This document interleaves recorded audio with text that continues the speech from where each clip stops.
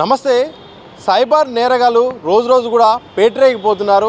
చిన్న పెద్ద అని తేడా లేకుండా ఇటు డిజిటల్ అరెస్ట్ పేరుతో వివిధ రకాలుగా రోజుకొక చాలా వందల రకాల వేల రకాల సైబర్ కేసులు కూడా నమోదవుతున్నాయి. మొత్తం కూడా బాధితులు కూడా ఇటు కంప్లైంట్ చేసే పరిస్థితికి వచ్చింది.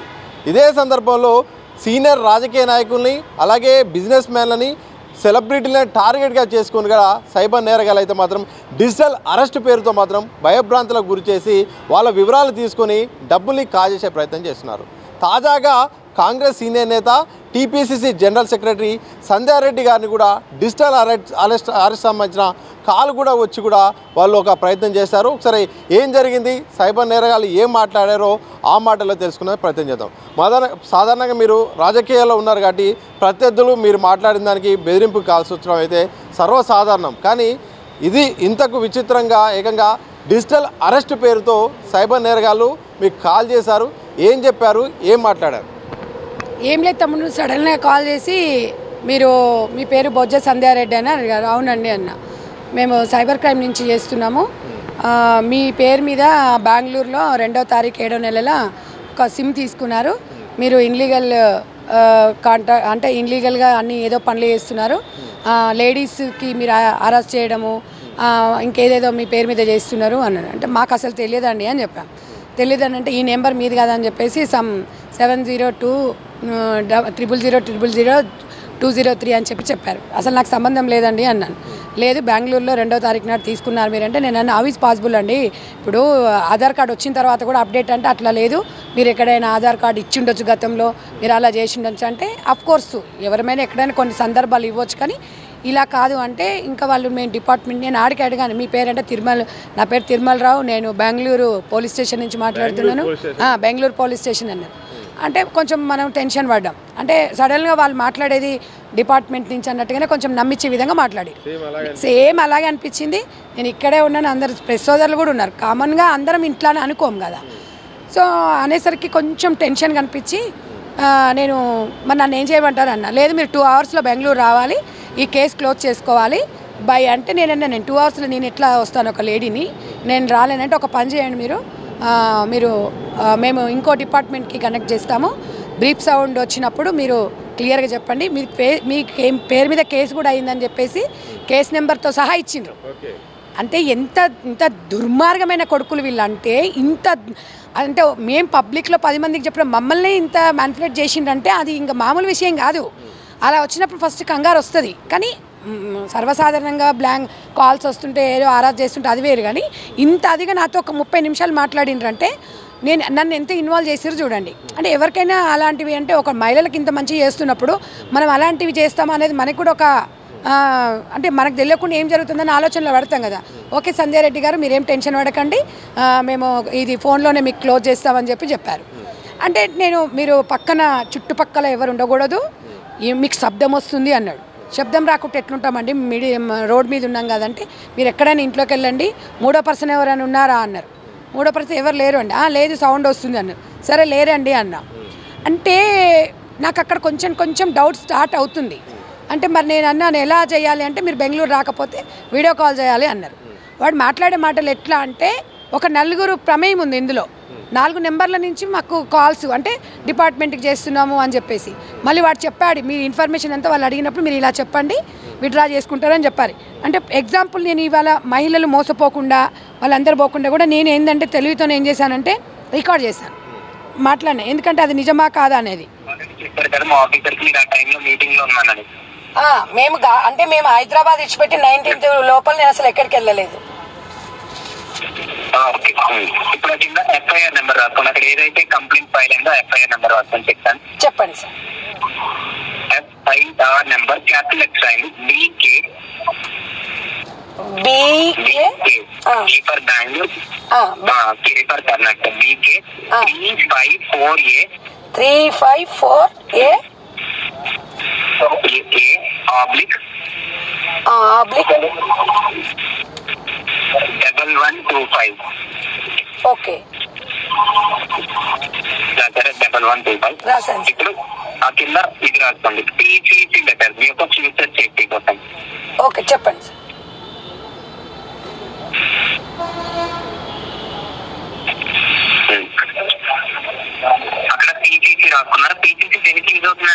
ఐడియా ఉందా మీకు? పీసీసీ అంటే ఏంటి సార్? పీసీసీ అంటే పోలీస్ క్లియరెన్స్ సర్టిఫికేట్ అండి.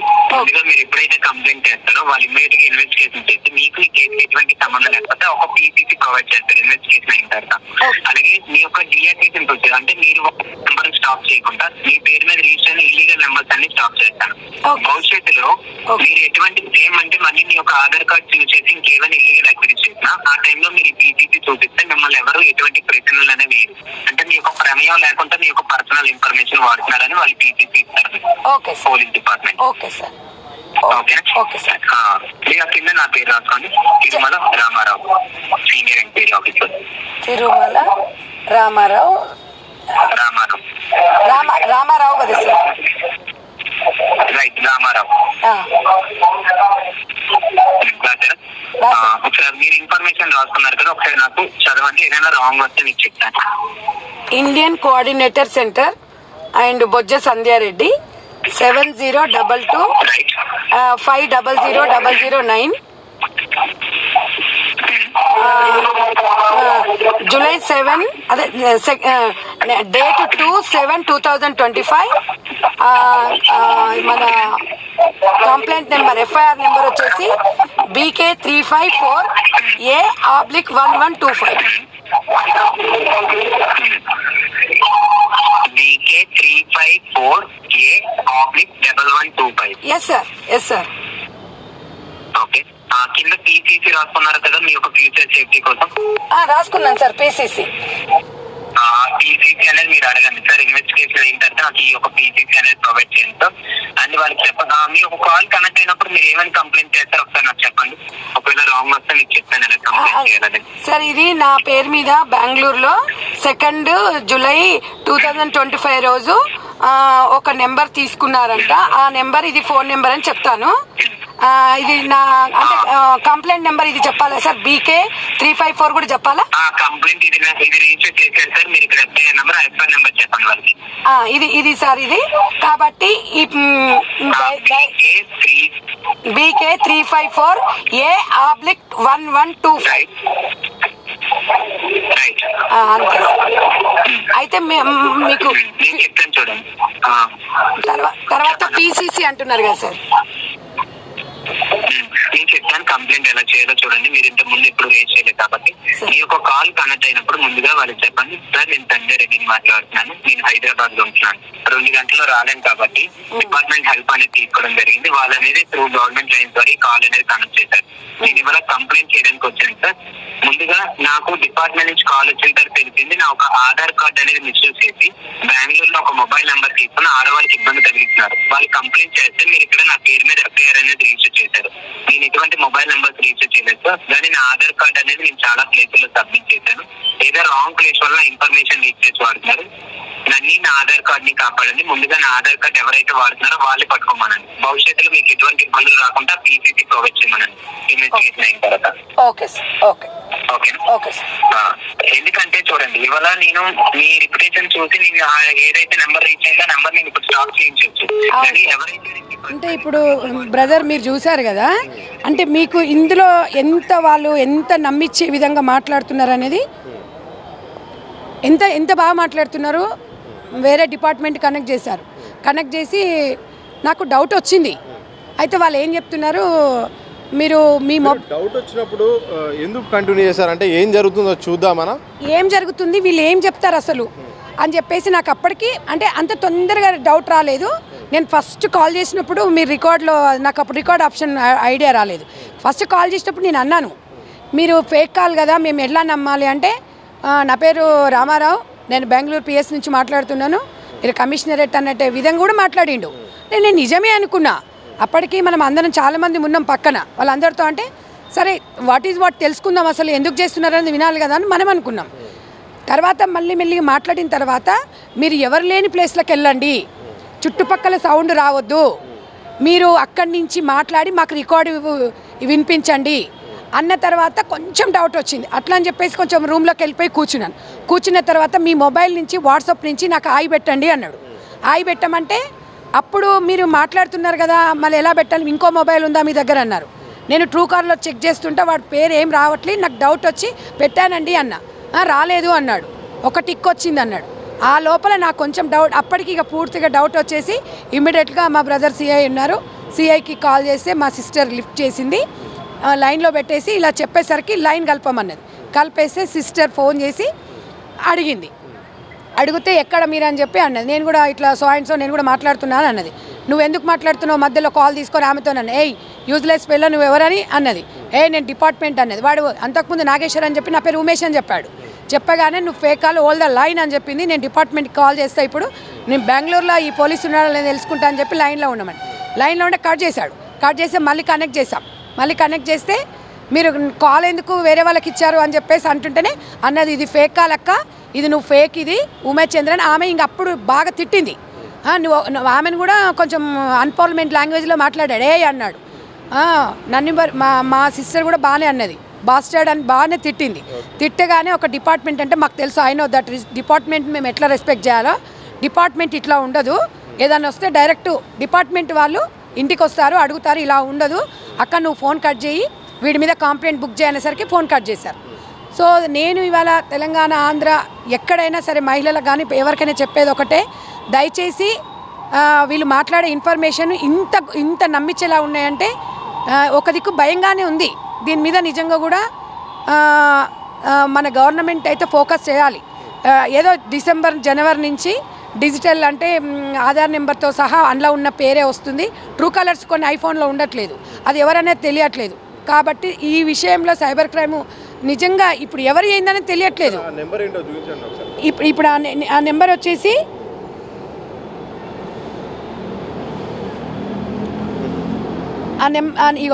ఇక్కడ ఉంది నెంబరు.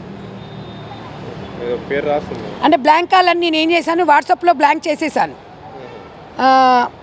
70453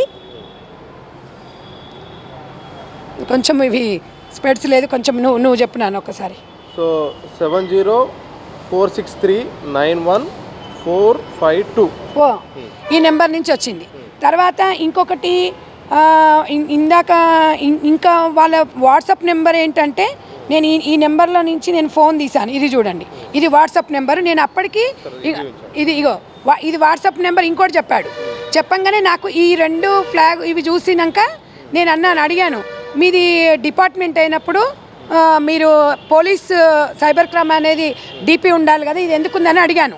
మరి ఇదేంటి ఈ నెంబర్ ఇచ్చారేంది అని అడిగాను. మీరు చెప్పిన దానికి ఇప్పుడు ఇది 7402433209 అని నేను అడిగినప్పుడు వాడు తడబడ్డాడు. ఇది అంటే నేను కొంచెం డౌట్ వచ్చింది. ఈ వాట్సాప్లో నుంచి వాడు ఏం చేయమన్నాడంటే నన్ను వీడియో కాల్ చేయమన్నాడు. వీడియో కాల్ చేస్తే ఏం చేస్తారంట వీళ్ళు, వీడియో కాల్ చేయగానే ఒక పోలీస్ డ్రెస్ వేసుకున్న వాళ్ళు కనిపిస్తారంట. జడ్జి వస్తున్నాడు, ఈ కేసుని ఈరోజు క్లోజ్ చేస్తాము, ఒక 50,000 ఫీజు అవుతుందని చెప్పారు.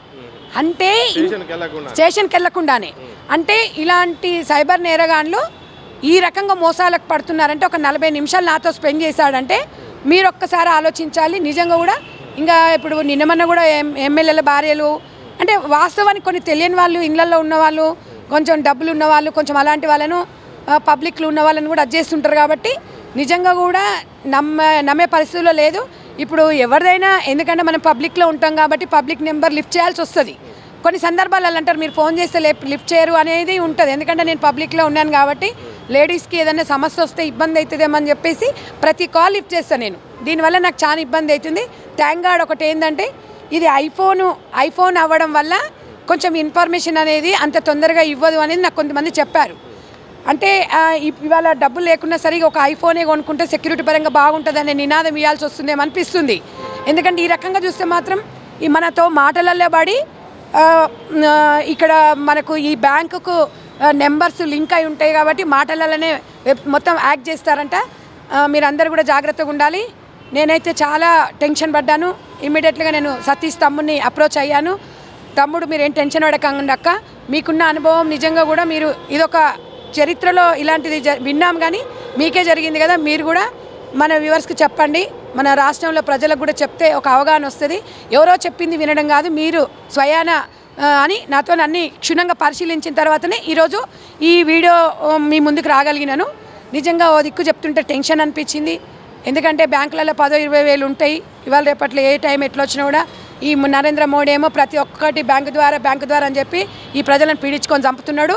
బ్యాంకులలో పైసలు తగలబెట్టుకొని ఫోన్పే ఆన్లైన్ అని చంపుతున్నాడు. ఈ ఆన్లైన్లో పెట్టినాకనేమో ఆధార్ కార్డు అప్డేట్ చేయి అని చెప్పి ఈ బీజేపీ నాయకులు ఇట్లా చెప్తున్నారు. మరి దీనికి బాధ్యత ఎవరు వహిస్తారు? చక్కగా డబ్బులు పెట్టుకొని డబ్బులు ఏదైనా వంచుతామంటే క్యాష్ వద్దు, 50,000 క్యాష్ కాదు, ₹1,00,000 ఆన్లైన్లోనే 10 రూపాయలైనా ఆన్లైన్లోనే చేయాలి అని చెప్పి ఇట్లా మోసాలకు చేసి మరి బీజేపీ వాళ్ళు ఆలోచించాలి నరేంద్ర మోడీ గారు. ఎందుకంటే మరి దీన్ని నియంత్రించేది కూడా మీరే కాబట్టి ఆన్లైన్లో మోసాలు జరగట్లేదా? ఇంత జరుగుతున్నా మీ కళ్ళు తెరవట్లేదా? మీరు కొంచెం ఆలోచించిండ్రి. నేను మిమ్మల్ని కావాలని అనట్లేదు. ఇప్పుడు నాలాంటి వాళ్ళు చాలామంది ఉన్నారు. ఎందుకంటే నాకు అంతో ఇంతో లాస్ట్కి కొంచెం ఐడియా వచ్చింది కాబట్టి నేను ఈరోజు ఇది ఫేస్ చేయగలిగినాను. ఆ లోపల నిజంగా కూడా నా దగ్గర అయితే ఏం లేవు. అందులో 10,000, 20,000, 30,000 ఉంటాయి. మేమేమో పెద్ద కరోడుపతులం కాదు. అంటే ఆ 10,000 కూడా మాకు గొప్పనే. ఆ 10,000 కూడా మనకు అవసరమే పడతాయి. మరి మీరు ఆన్లైన్లో అని చెప్పి ఆధార్ కార్డు అప్డేట్ చేయండి అని చెప్తారు, ఓటీపీలు అడుగుతున్నారు. మరి తెలివిన వాళ్ళు ఊర్లలో ఉన్న వాళ్ళు నిజంగానే నమ్ముతారు. తెలివిన మేము ఇంత పట్టణంలో ఉండి ఇన్ని సేవలు చేస్తూ పబ్లిక్లో ఇంతమందితో నాకు పరిచయాలు ఉండి నేనే మోసపోయినా అంటే మరి ఇంకా మామూలు వాళ్ళ పరిస్థితి ఏందనేది నరేంద్ర మోడీ గారు బీజేపీ గవర్నమెంట్ సెంట్రల్ గవర్నమెంట్ ఆలోచించాలి. 100% నేను ఆల్రెడీ చేశాను. నేను ఈ నెంబర్కి కూడా చేశాను. నేను ఒక్క నిమిషం నేను తమ్ముడు, ఎందుకంటే ఎవరైనా ఏదైనా ఇబ్బంది ఉన్నా కూడా 19 ఓకే నాకు ఇప్పుడే చేశాను. రైట్, ఇగో ఇక్కడే ఉంది. 1 సెకండ్. ఇగో అంటే ఇది డబ్బులు పొడగట్టుకున్నా కూడా రిటర్న్ రావడానికి ఈ నెంబర్ యూజ్ అవుతుంది మనకి. 1930 అంటే నేను ఇలా అలా పెట్టుకున్నాను. చేస్తే వాళ్ళు రెస్పాండ్ అయ్యారు. ఒకటి నాకు లింక్ పంపించారు మన క్రైమ్ నుంచి. మీరు వెబ్సైట్ పెట్టారు. అందులో మీకు సంబంధించింది ఏమున్నా అందులో పెట్టేయండి మేడం, మీకు ఇన్ఫర్మేషన్ వస్తుంది. మీకు ఏమైనా ఉంటే కూడా మేము అది యాక్ట్ కాకుండా చూస్తామని చెప్పారు.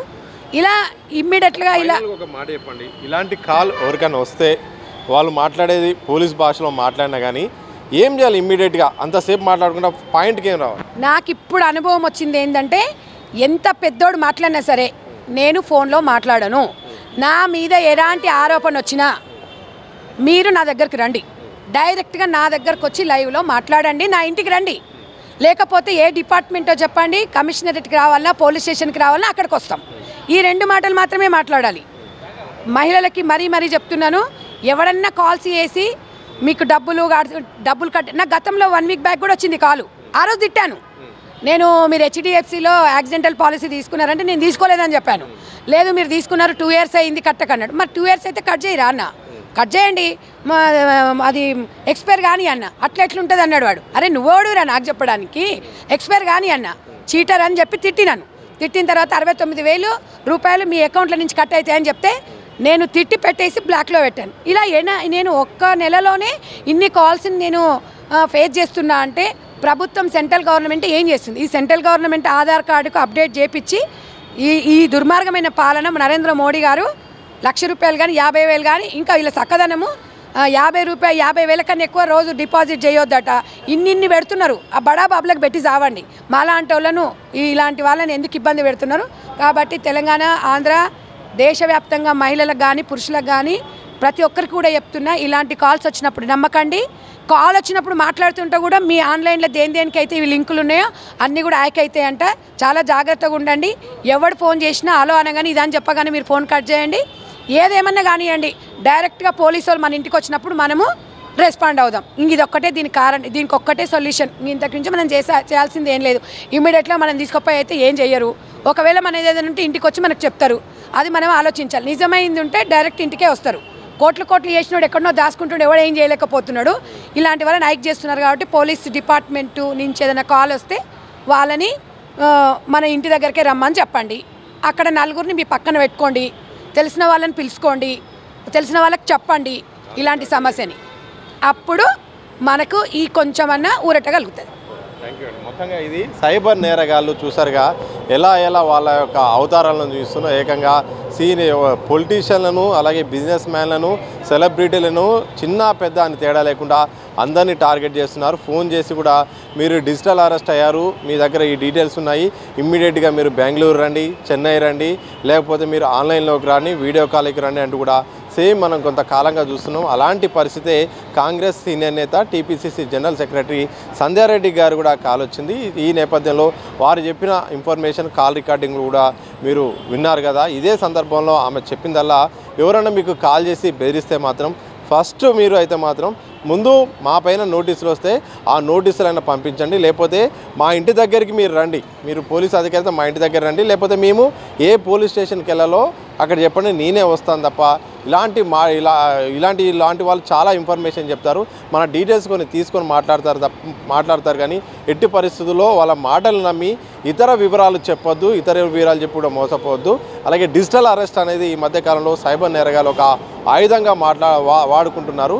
సో అందరూ జాగ్రత్త పడండి. నాకు జరిగిన అనుభవాన్ని దృష్టిలో పెట్టుకుని ఎవరు కూడా అటువైపుగా తప్పులు చేయకూడదు, ఎట్టి పరిస్థితుల్లో వాళ్ళ వలలో చిక్కుకోకూడదని కూడా సంధ్యారెడ్డి గారు అయితే మాత్రం ఆమె యొక్క అనుభవాల్ని ఇంకొకరికి ఎవరు కాకుండా ఉండడానికి అయితే మాత్రం దిశ టీవీ ద్వారా వారి యొక్క ఈ యొక్క అంశాన్ని సైబర్ నేరగాల యొక్క ఘాతుకాన్ని చెప్పే ప్రయత్నం అయితే చేశారు. చూడాలి మరి కేంద్ర రాష్ట్ర ప్రభుత్వాలు కూడా సైబర్ నేరాలపైన నిజంగా తప్పకుండా నేరగాలపైన కూడా కఠిన చర్యలు తీసుకోవాలి. రోజుకు వేలల్లో మొత్తం 1930కు కాల్స్ వెళ్తున్నాయి. 1, 2 అని కాదు, కొన్ని కొత్తగా ఒక సమస్యకు ఇంకొక సమస్య ఆశ పెట్టి చాలా వరకు కొందరి డీటెయిల్ తీసుకొని లోన్ల రూపంలో ఫోన్ల రూపంలో ఒక్క రీజన్ అంటూ లేదు, రోజుకు ఒక కొత్త సమస్యతో సైబర్ నేరగాలు వాళ్ళ రూట్ మార్చుకుంటూ వెళ్తున్నారు. మరి దీనికి శాశ్వత పరిష్కారం దిశగా కేంద్ర రాష్ట్ర ప్రభుత్వాలు అడుగులేయాలని కూడా మనమంతా కోరుకుందాం. కెమెరా పర్సన్ వంశీతో సతీ దిశ టీవీ, హైదరాబాద్.